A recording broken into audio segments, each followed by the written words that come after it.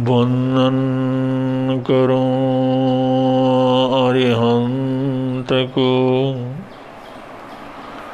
सिद्धन करो प्रणाम। आचार्य उपाध्याय का ले सुखकारी नाम। सर्व साधु सरस्वती दया धर्म सुखकार, महावीर भगवान को मन मंदिर में धार।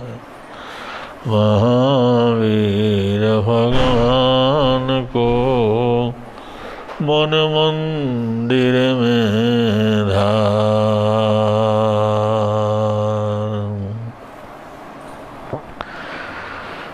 Zoop वैताण मोहबयाइन,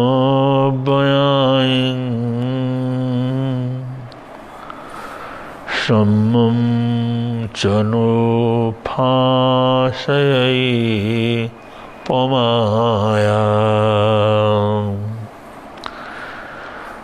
Zoop वैताण मोहबयाइन, सम्मम चणो फासयै पमाया।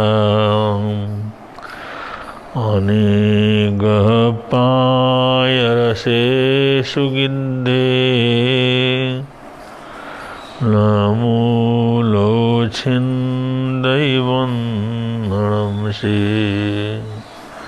नामूलो छिन्दैवन्नणं से।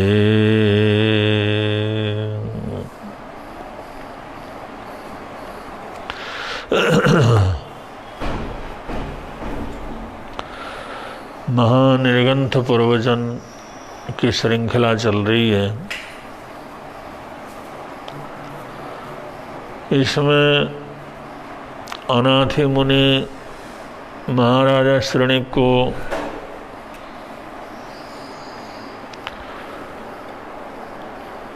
अनाथ से सनाथ होने का प्रकरण बतलाते हुए जीवन में सनाथता का भेद समझा रहे हैं कि राजन, जब तक कोई भी व्यक्ति, कोई भी साधक निर्ग्रंथ धर्म का स्पर्श नहीं करता, निर्ग्रंथ धर्म की ऊंचाई पर नहीं पहुंचता, निर्ग्रंथ पने को प्राप्त नहीं करता, तब तक वो दुनिया के अंदर अनाथ ही रहता है।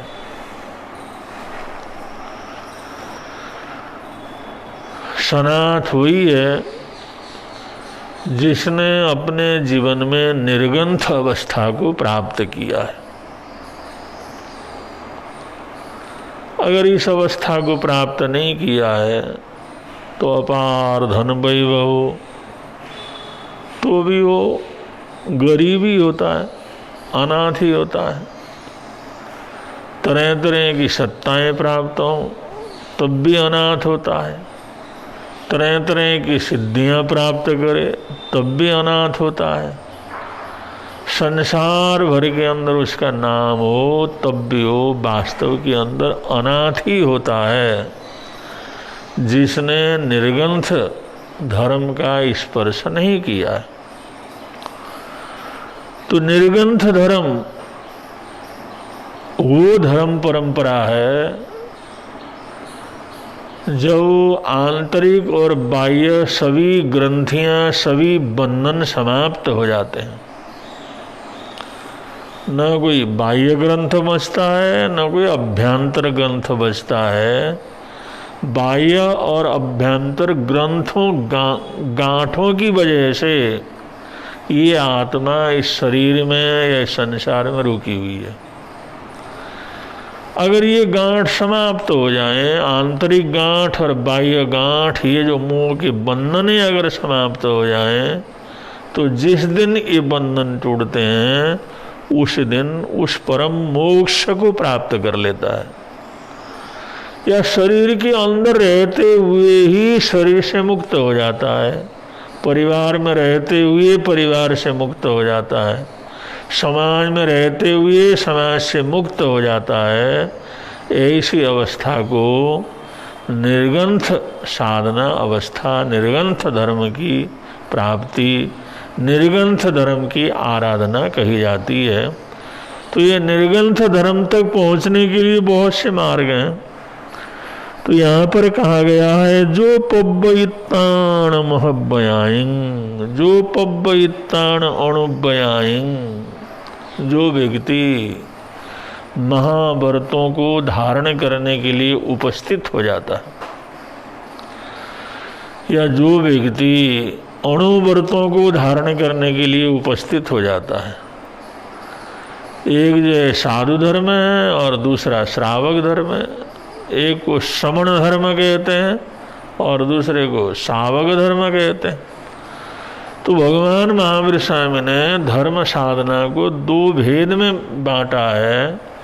ये जो श्रमण परंपरा, ये जो तीर्थंकरों की परंपरा है, ये भगवान ऋषभदेव से प्रारंभ हुई जो 24वीं को परंपरा है, ये श्रमण परंपरा में दो तरह के धर्म की निरूपणा की गई है। एक धर्म है साधु धर्म, जिसको श्रमण धर्म कहते हैं, और दूसरा है गृहस्थ धर्म, जिसको शावक धर्म कह करके पुकारा जाता है।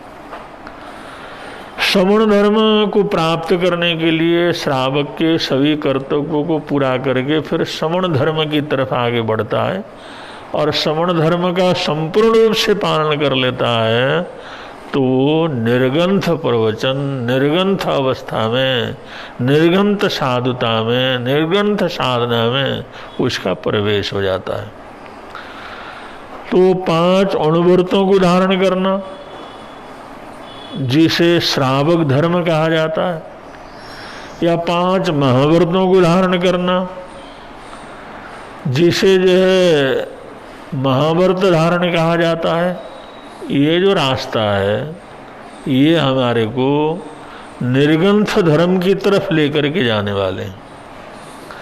इन्हीं रास्तों से होकर इसी 5 महाव्रतों के मार्ग से होकर के, 5 व्रतों के मार्ग से होकर के ये हमारी आत्मा उस निर्गंथ धर्म की तरफ यात्रा करने में समर्थ होती है।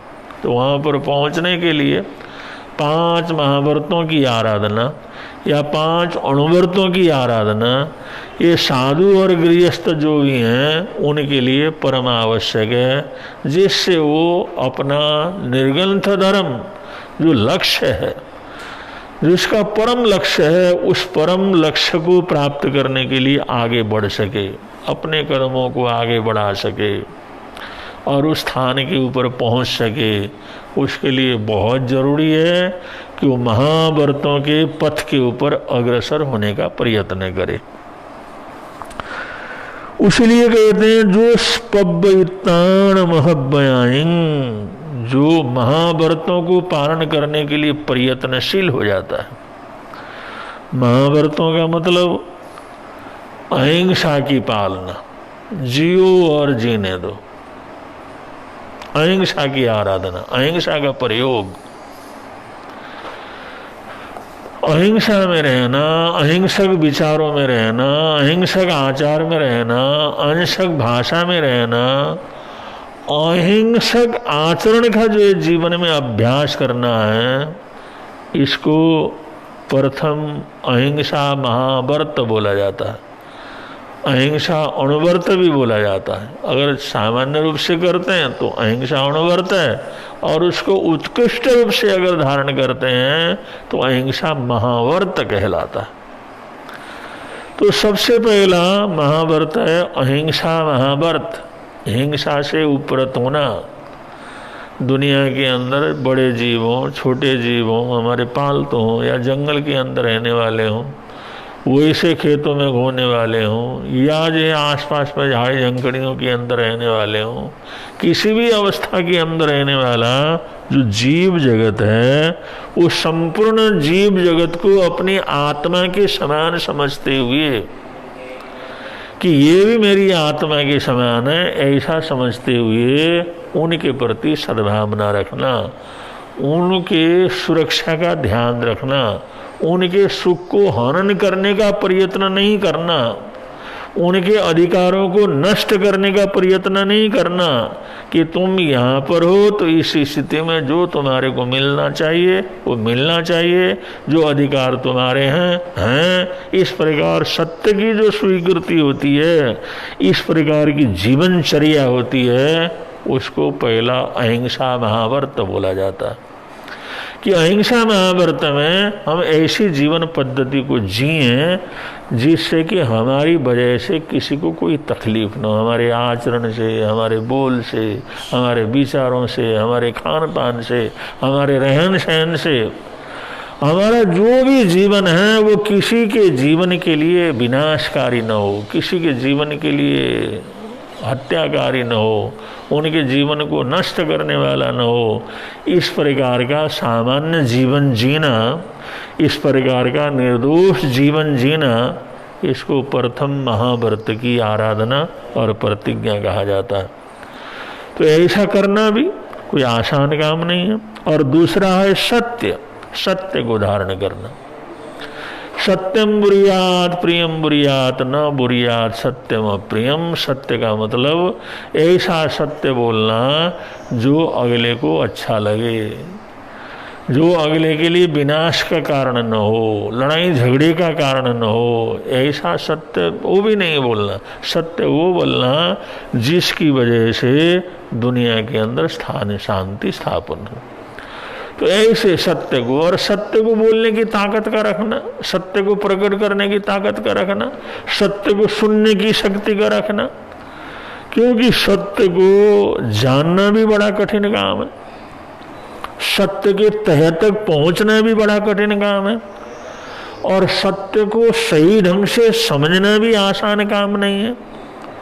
और उस सत्य की स्वीकृति करना, वो सत्य है तो मैं स्वीकार करता हूँ, ये सत्य की स्वीकृति ये भी आसान काम नहीं है। और सत्य को प्रकट करना, बोलना, जो सच्चाई है उसको बोलना, सच्चाई है उसको कह सकना, सच्चाई है जो है उसको बिना किसी डर के, बिना किसी भय के, बिना किसी परेशानी के बड़े आराम से सत्य की स्थापना हम कर सकें, सत्य कह सकें, सत्य बोल सकें, सत्य प्रकट कर सकें। सत्य है तो उसको स्वीकार कर सकें, उसमें दुख हो या सुख हो, अनुकूलता हो या प्रतिकूलता हो, मान होता है तो अपमान होता है, कुछ भी होता हो, लेकिन सत्य की स्वीकृति, सत्य की स्थापना और सत्य की प्रभावना, ये सब द्वितीय महाव्रत की आराधना साधना कहलाती है। ये भी जो है उस जो वीतराग धर्म तक जाने के लिए एक रास्ता है जिसको व्रत और महाव्रतों का मार्ग बोला जाता है। और तीसरे नंबर के अंदर है औचौर्य, माने कोई भी पदार्थ जो किसी दूसरे का अधिकार का हो तो उसको अनाधिकार लेने की चेष्टा नहीं करना। अगर उससे कह करके लेते हैं, मांग करके लेते हैं, बोल करके लेते हैं तो बात अलग है, लेकिन जो है किसी भी दूसरे के अधिकार की चीज़, किसी की दूसरे के सानिध्य में रही हुई चीज, उसके हक के अंतर्गत रही हुई चीज को बिना उस मालिक की स्वीकृति के हम जो है किसी भी तरह से उस चीज को ग्रहण करते हैं तो ये सब जो है पाप के अंतर्गत आता है। इसलिए औचौर्य व्रत बतलाया भाई, हमने कोई चोरी नहीं करना, किसी की चोरी करने के, अपने ऊपर भरोसा रखना, अपने काम के ऊपर भरोसा करना, अपने परिश्रम के ऊपर भरोसा करना, अपना जो मेहनत के ऊपर भरोसा करना, और उसके ऊपर अपने ऊपर पूरा कंट्रोल, पूरा भरोसा करके अगर हम चलते हैं तो ऐसा करने वाला अचौर्य व्रत, अचौर्य महाव्रत, इसकी आराधना साधना बड़े आराम से कर सकता है।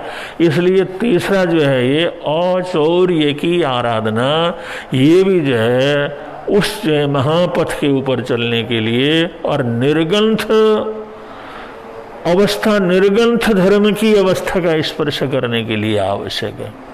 और इसी प्रकार चौथे नंबर पर आता है कि ब्रह्मचर्य की आराधना। ब्रह्मचर्य, ब्रह्म का मतलब ईश्वर है, ब्रह्म का मतलब जो संसार के अंदर अस्तित्व है, ब्रह्म का मतलब जिसकी अस्थि है, ब्रह्म का मतलब जिसकी वजह से सारी दुनिया चल रही है। ऐसा जो ब्रह्म रूप है, ऐसा सत्य रूप है, ऐसा जो आत्मा का स्वरूप है या आत्मा का रूप है, आत्मा का खिला हुआ रूप है या परमात्मा का जो स्वरूप है, उसको ब्रह्म बोला जाता है।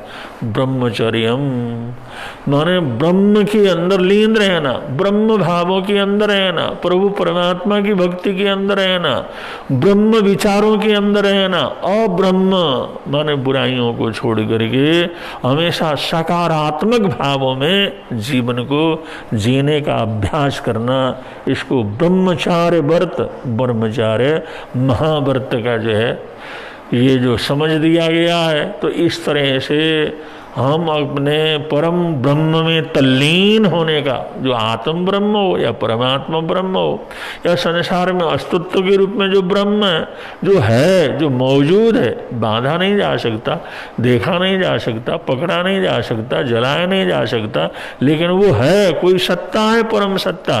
ऐसी परम सत्ता के अंदर तल्लीन रहना, इसको ब्रह्मचार्य व्रत कह करके पुकारा जाता है। जब कोई व्यक्ति ब्रह्मचर्य में तल्लीन हो जाता है, ब्रह्मानुभूति के अंदर रहना शुरू हो जाता है, सकारात्मक विचारों में जीना जिस समय प्रारंभ करता है, तो उसके जीवन में सांसारिक आकर्षण, सांसारिक वासनाएं, सांसारिक विकृतियां ये अपने आप दूर होती चली जाती हैं। वो अपने आप नष्ट होती चली जाती हैं, छड़ती चली जाती हैं। जैसे धूप जैसे वायु चलती है, तो जैसे बादल अपने आप छड़ते चले जाते हैं और जैसे सूर्य का प्रकाश पड़ना शुरू हो जाता है, ऐसे ही हमारे जीवन में ब्रह्मचार्य की आराधना, ब्रह्म सत्य, उस ब्रह्मचर्य में उसके अंदर रमण करने वाला, उस ब्रह्म भावों के अंदर रमण करने की जो स्थिति है, जितने देर तक हम ब्रह्म भावों के अंदर रमण करते हैं, किसी प्रकार के सांसारिकता के विचार मन में नहीं आते, वो हमारी अवस्था ब्रह्मचार्य अवस्था रहती है। तो इस ब्रह्मचार्य अवस्था के अंदर रहने का अभ्यास करना, आगे बढ़ना, ये भी जो है इस बीतराग धर्म की तरफ या निर्ग्रंथ धर्म की तरफ जो आगे बढ़ने का ये रास्ता है। और पांचवा महाव्रत है जिसको कहते हैं अपरिग्रह, अमूर्छा, और किसी भी प्रकार के पदार्थ के प्रति मूर्छा का नहीं होना, अपनत्व का भाव नहीं होना, घृणा नहीं होना, द्वेष नहीं होना, किसी भी पदार्थ के प्रति आसक्ति का नहीं होना। जो अपना नहीं है वो सारा मिट्टी के बराबर, डेले के बराबर, पत्थर के बराबर अगर वो समझता है, ऐसी जो अवस्था होती है वो अपरिग्रह की अवस्था होती है। ये अपरिग्रह का आराधना साधना ये 5 महाव्रतों के माध्यम से किया जाता है। तो ये 5 जो महाव्रत हैं, अहिंसा महाव्रत, सत्य महाव्रत, अचौर्य महाव्रत, ब्रह्मचार्य महाव्रत और अपरिग्रह महाव्रत, अपने शरीर में जो चीज है, जो जरूरत है, आज जरूरत है, सिर्फ उसकी पूर्ति करके कल की चिंता को पूरी तरह से छोड़ करके जीता है। कल क्या होगा, क्या करना होगा, कहाँ से लेंगे, कैसे मिलेगा, ये उसके सपने के अंदर भी ख्याल नहीं आता। आज का जीवन है वो बहुत अच्छा जीता है और उसको भरोसा होता है आज का जीवन हमारा सार्थक है तो कल तो हमारा सार्थक होगा ही होगा। आज हम खुश हैं तो कल तो हम खुश होंगे ही होंगे, आज प्रसन्न है तो कल तो हम प्रसन्न होंगे ही होंगे। इस प्रकार इस जो है आज के जीवन में, वर्तमान जीवन के अंदर और ये बड़ी तल्लीनता के साथ जीने का जो अभ्यास किया जाता है, आराधना साधना की जाती है, इस अभ्यास को करने वाला ये 5वें व्रत के अंदर तल्लीन हो जाता है। और इसके लिए दुनिया के आकर्षण, दुनिया की चीज़ें, दुनिया के मूल्यवान चीज़ उसका कोई मायने नहीं रह सकता।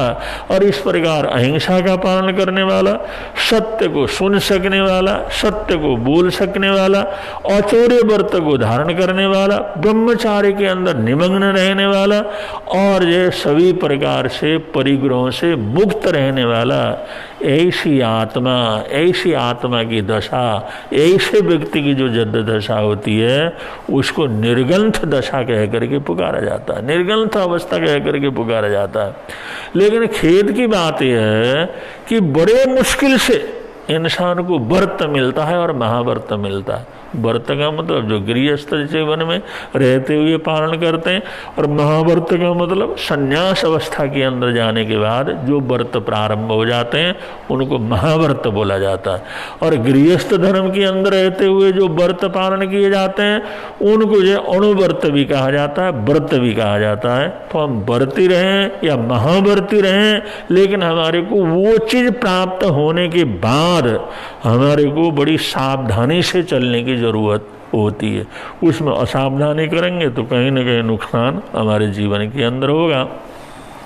इसलिए बहुत से लोग बड़ी पुण्यवानी से या गुरुओं की कृपा से, प्रभु परमात्मा की कृपा से, कुछ पुण्यवानी के योग से अगर वो निर्गंथ धर्म की तरफ चले हैं, बीतराग धर्म का स्पर्श उन्होंने किया है, बीतराग धर्म तीर्थंकर परंपरा के अंदर अगर जुड़े हैं, आगे बढ़े हैं, तो उस अवस्था को बरकरार रखने का प्रयास करना। लेकिन उसको बरकरार रखना बड़ा मुश्किल का काम होता है, क्योंकि हमारा मन चंचल है, मन के साथ हमारी बुद्धि चंचल है, बुद्धि के साथ हमारी मति चंचल है, और मति के साथ हमारे 5 इंद्रियों की कामनाएं, वासनाएं चंचल हैं। तो इस प्रकार ये सारी जो चंचल चीज़ें हैं उनसे हम लोग घिरे हुए हैं। तो ये जो चंचलता है, हमारी मानसिक चंचलता या बौद्धिक चंचलता या विश्वास संबंधी चंचलता, इस चंचलता को हम दूर कर देते हैं, उसको आने नहीं देते किसी तरह से। तो व्रत ग्रहण करने के बाद अंतिम समय तक अगर उसके जीवन में उन व्रतों के प्रति किसी भी प्रकार की नेगेटिव भावना पैदा नहीं होती है, तो वो आत्मा धीरे धीरे उस जो है निर्गंथ साधु अवस्था में, निर्गंथ धर्म अवस्था के अंदर उसका प्रवेश होता है। लेकिन अगर जो किसी भी आसक्ति के अंदर पड़ करके अगर हिंसा को जो अंगीकार करना शुरू कर देता है, कोई में कोई भय पैदा होने पर वो झूठ बोलना प्रारंभ कर देता है, दुनिया के अंदर औचौर्य के नाम पर जो तरह तरह की चीज़ों का चोरी वगैरह करता है, उसका समर्थन वगैरह करता है, अपरिग्रह होने हुए भी तरह तरह के परिग्रहों का तलाश करता है, किसी न किसी रूप में परिग्रह अपने पास रख लेता है। तो ऐसा करने वाला व्यक्ति वो कभी जिंदगी में कभी भी उस जो है निर्गंथ पने को जिंदगी के अंदर प्राप्त नहीं कर सकता। उस लक्ष्य को प्राप्त करने के लिए जिन महाव्रतों को हमने धारण किया है, प्रतिज्ञा की है, उसमें ईमानदारी पूर्वक हमारे को चलने की जरूरत होती है। और इन्हीं व्रतों को जब श्रावक पालन करता है तो अनुवर्ती श्रावक क्या करता है, कहलाता है। और अनुवर्ती श्रावकों के अंदर जो वो देश के लिए, समाज के लिए, देश की उन्नति के लिए, राष्ट्र की उन्नति के लिए, जनता के हित के लिए ये तरह तरह के काम, तरह तरह के उपक्रम, तरह तरह की आराधना साधना, तरह तरह की प्रतिज्ञा वे जीवन के अंदर करते रहते हैं, जिससे कि हम इस जीवन को सार्थक बना सकें। तो उन चीज़ों के ऊपर जागरूक होकर के रहता है, तो वो व्यक्ति कभी न कभी चलते चलते उस निर्गंथ परंपरा के अंदर पहुंच सकता है। क्योंकि अगर ऐसा दृढ़तापूर्वक नहीं चलता है, चलेगा ही नहीं, तो पहुंचेगा कैसे।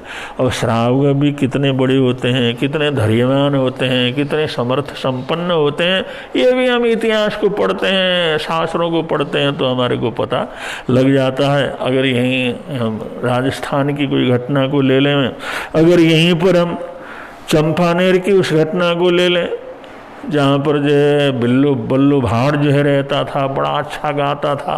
भाड़ था तो कार्यक्रम के अंदर सब लोग बुलाते थे। एक बार सेठों ने वहाँ के समृद्धि संपन्न सेठ परिवार में कोई कार्यक्रम था, उसमें राजा भी निमंत्रित थे। उसमें बल्लू को जो है निमंत्रण दिया गया। वो बल्लू भाड़ था, वो जो गाने वाला था, वो संगीत वगैरह सुना करके मनोरंजन करने वाला था और बड़ा ही खुश दिल आदमी था। उसको उस कार्यक्रम के लिए बुलाया। वहाँ पर वो उन सेठों की प्रशंसा करते हुए, उन जो समृद्धि संपन्न लोगों की प्रशंसा करते हुए उसने इस तरह के बोल बोले भी, सबसे पहले तो ये लोग हमारे देश के सेठ हैं, ये लोग शाह हैं, और लेकिन जो राजा है वो बाद में शाह होता है, इसलिए उसको नाम ही बादशाह क्या कर गया, पड़ गया है। जो राजा होते हैं वो तो फिर भी बाद में बादशाह होते हैं, लेकिन ये सेठ साहूकार दयालु कृपालु सबकी तरफ सबकी सेवा करने वाले, समृद्धि संपन्न, अहिंसा का पालन करने वाले, ये जो अहिंसा में आस्था रखने वाले, सत्य में आस्था रखने वाले, ये लोग जो हैं ये तो सबसे पहले शाह होते हैं और ये समृद्धि संपन्न होते हैं। लेकिन इनसे तो राजा भी छोटा होता है, इसलिए तो उसको बादशाह करके पुकारा जाता है। ऐसी बात उसने कह दी। ये बात जो है वहाँ के नवाब को जो है बहुत खल जाती है, क्योंकि नवाब मोहम्मद बेगड़ा था, मुसलमानी राज था, वो वहाँ का नवाब था। जिस समय उसके सामने ये बात आ गई और जो वैसे तो उसको दूर करने का प्रयत्न किया, लेकिन उसने गांठ बांध लिया इस चीज़ को कि भाई इस भाट ने जो है इन लोगों की प्रशंसा करते हुए इनको शाह और राजा को बादशाह बतलाया कि हम छोटे हो गए, ये बड़े हो गए। लेकिन उसने ऐसे ऐसे उदाहरण दे करके बतलाया था कि जिससे कि वो वहाँ पर मोहम्मद बेगड़ा उन शाहों का कोई विरोध वगैरह कर नहीं सकते थे, क्योंकि वो लोग समय समय पर काम आए हुए थे, समय समय पर उन्होंने देश और राष्ट्र के लिए काम किया हुआ था, और वो सत्य घटनाओं को सुना करके उस जो भाट ने जो प्रशंसा की थी, इसलिए वो नवाब वहाँ तो विरोध नहीं कर सका। लेकिन समय आने पर, कई वर्ष बीतने पर, गुजरात के अंदर जिस समय बरसात नहीं हुई और बिल्कुल फसल खत्म हो गया, और जो ये हुआ भी अब दूसरे फसल होने तक पता नहीं कितने लोग मर जाएंगे, खत्म हो जाएंगे, वो फसल नष्ट होने के कारण, बरसात न होने के कारण उस समय को अकाल मौसम, अकाल का काल जो है घोषित कर दिया गया। अब अकाल घोषित कर दिया गया तो फिर सारी जिम्मेवारी तो राजा की होती है, राजा का कर्तव्य होता है ऐसे समय के अंदर जनता की सेवा करना। लेकिन जनता की तो ये लोग क्या सेवा करते। लेकिन फिर भी जिस समय ये त्राही त्राही मचने लगी, चारों तरफ वो अकाल का प्रकोप जिस समय दिखने लगा, और जो उस समय उस राजा को ध्यान में आया, मोहम्मद बेगड़ा को ध्यान में आया, और उसने उस भाट को बुलवाया और उच्चारण को जिस समय बुलाया, उन्हें कहा भाई तैने फलाने समय एक बात कही थी, पहले ये लोग शाह होते हैं और राजा तो बाद में शाह होते हैं, इसलिए उनको बादशाह बोला जाता है। इसलिए जिनको संकेत करके किया था शाह लोग जो हैं उनको यहाँ पर बुला ले, उनको निमंत्रण दो, उनको बुलाओ। तो जिस समय वहाँ के श्रेष्ठी लोग दरबार के अंदर चले गए, जी हुक्म क्या बात है, कैसे याद किया, तो ये तक अकाल पड़ा हुआ है और ये अकाल कब तक पड़ेगा। अब जो दूसरा मौसम आएगा, फिर बरसात वगैरह होगी, फिर अनाज वगैरह बोया जाएगा, फिर वो पैदा होगा, फिर खाने को मिलेगा। 6 महीने के लिए तो सारी चीज़ खत्म ही हो गई। तो साल भर के लिए अकाल की ये भयंकर वातावरण हमारे देश में, हमारे गुजरात के अंदर हुआ है। तो मेरा ये आदेश है कि आप लोगों को, ये भाट ने एक बार कहा था ये लोग पहले शाह होते हैं और फिर बाद में शाह राजा शाह होते हैं, इसलिए उनको बादशाह बोला जाता है। इस बात को आप लोगों को सिद्ध करना होगा। तो उन सृष्टियों ने कहा भाई किस तरह सिद्ध करना, क्या करना।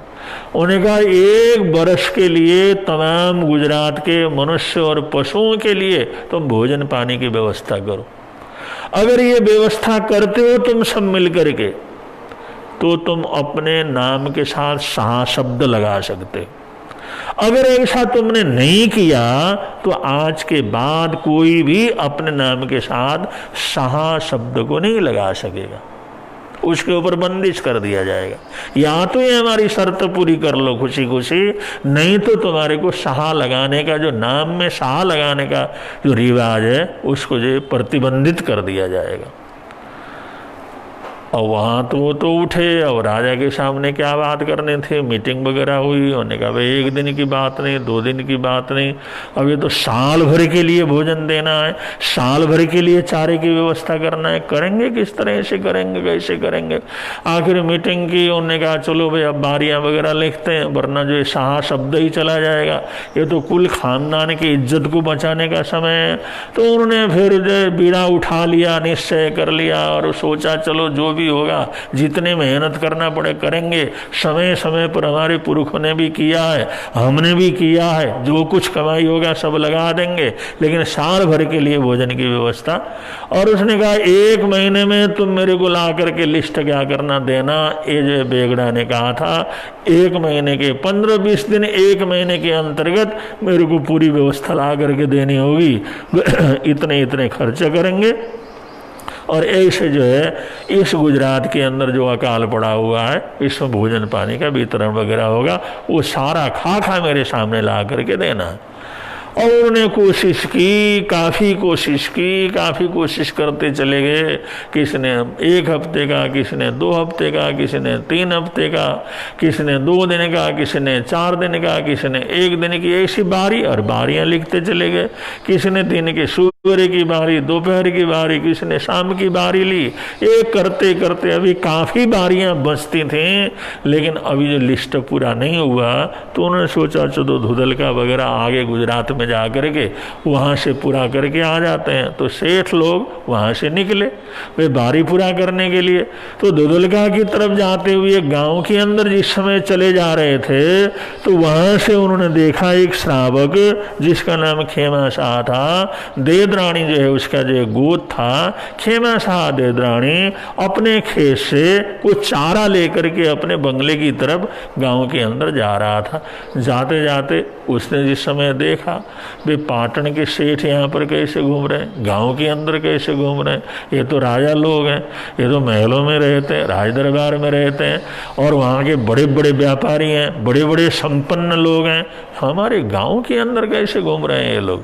तो उन्होंने जय जिनेंद्र किया तो उन्होंने भी जय जिनेंद्र किया। उन्होंने उनका स्वागत किया, आप लोग आए पधारे, किधर पधार रहे हैं। उन्होंने कहा भाई किसी काम से आकर धुदलका की तरफ जा रहे हैं।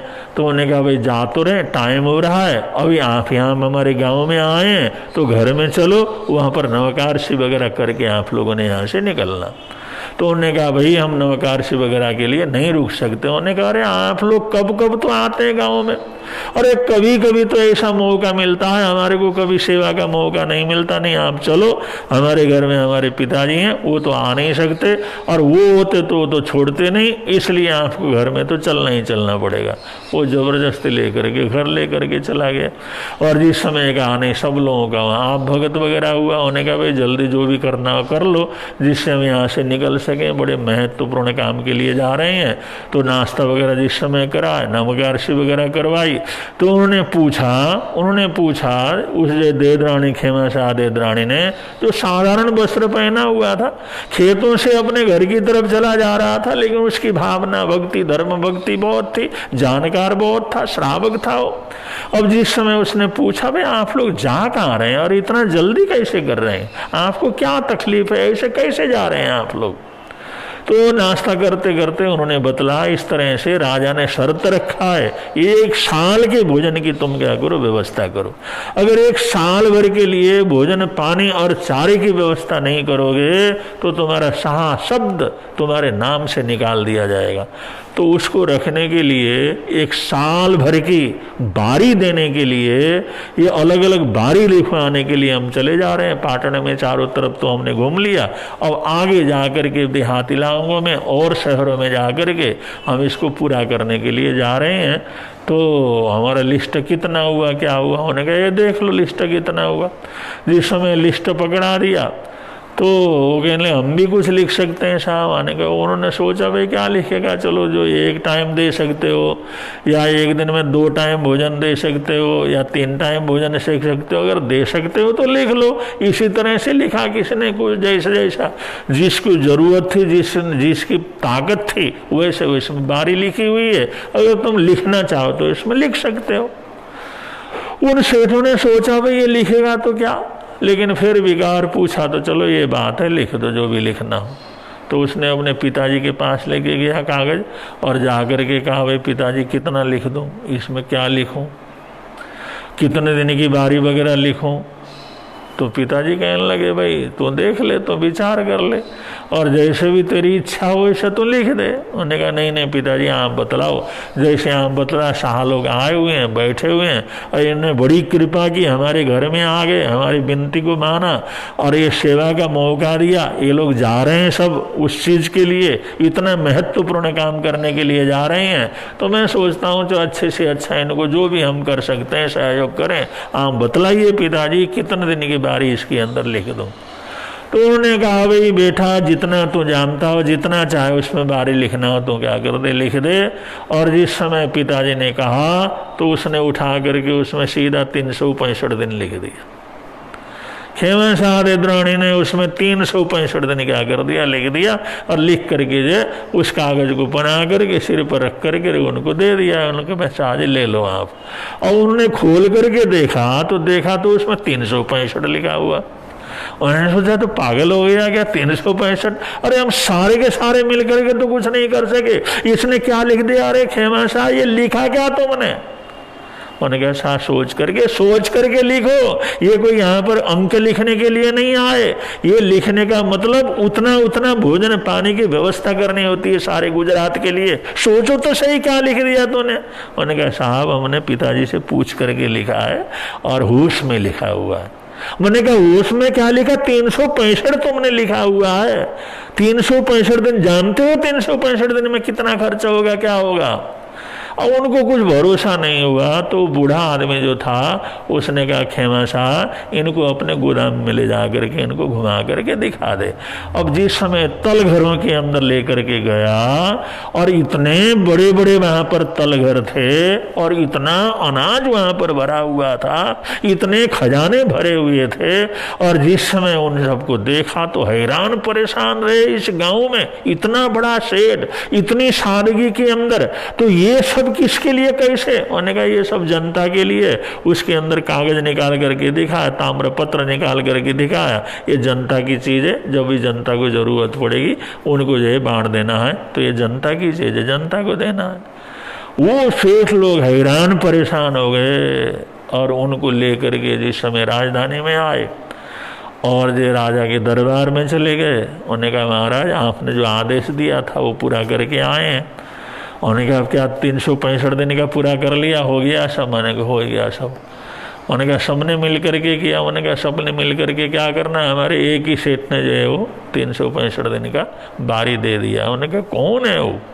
अब जिस समय खेमा शाह को सामने किया और वो जो नवाब था ऊपर से नीचे देखता रहा, आंखें खुली खुली रह गई। ये आदमी 365 दिन के लिए भोजन देगा? उन्होंने कहा महाराज इसका वैभव का, उसकी समृद्धि का जिस समय जिक्र किया तो भी वो नवाब अपनी गद्दी से नीचे उतर के आया और उसके गले लगाया। उन्होंने कहा धन्य हो आप लोगों को, इतनी जो है उदारता आप लोगों में, इतनी वैभव और फिर भी इतने सादगी के अंदर रहते हो। और इतना उसने मान सम्मान किया, आदर सत्कार किया। और जो उन्होंने कहा मान सम्मान और साल भर के लिए अपने समाज ने क्या, ये खेमा शाह देद्राणी नहीं पूरे गुजरात को जो है उस अकाल में से बाहर निकाला। तो ये है कि श्रावक के अंदर भी इतनी ताकत होती है। श्रावक धर्म में भी ऐसा होता है, वो लोग कोई प्रतिज्ञा कर लेते हैं, वो लोग निश्चय कर लेते हैं तो उस निश्चय को क्या कर लेते हैं, पूरा कर लेते हैं। ऐसे ही लोग जब आगे चल करके महाव्रतों के पालन करने की बात आती है, सत्य की पालन करने की बात आती है और ब्रह्मचार्य के पालन करने की बात आती है, अपरिग्रह को जो है जीवन में उतारने की बात आती है, तब भी इसी ऊंचाई के साथ वो लोग उन व्रतों को जीवन के अंदर धारण धारण करते हैं। और ऐसे उत्कृष्ट रूप से महाव्रतों को धारण करने वाले लोग, ये लोग महानिर्गंथ धर्म का स्पर्श करने वाले होते हैं। महानिर्गंथ जो ये धर्मी हो जाते हैं, जो महानिर्गंथ धर्मी हो जाता है, वो जीवन में सम्राट होता है, जीवन में अपने जीवन का बादशाह होता है, और वो शाहों का शाह होता है, और उसके लिए कुछ नहीं, वो तो जो है उसके जीवन में परम सुख की प्राप्ति क्या करती होती है। तो इस प्रकार जिस समय मैंने इस जो है महानिर्गंथ अवस्था को मैंने प्राप्त किया, उसी दिन के बाद मेरी अनाथता अपने जीवन से दूर हो गई। तो जो ये अनाथता किस तरह से दूर होती है, इसके बहुत से कारण हैं और बहुत से रास्ते हैं, और आगे भी इसके अलग अलग रास्ते हैं। उन रास्तों का, उन साधनाओं का जो रहस्य है वो आगे के प्रवचनों में, आगे के उपक्रम में आप लोगों के समक्ष लाएंगे। यहाँ इतने ही बोल करके अपने वक्तव्य को विराम देते हैं। बोलिए भगवान महावीर स्वामी की जय।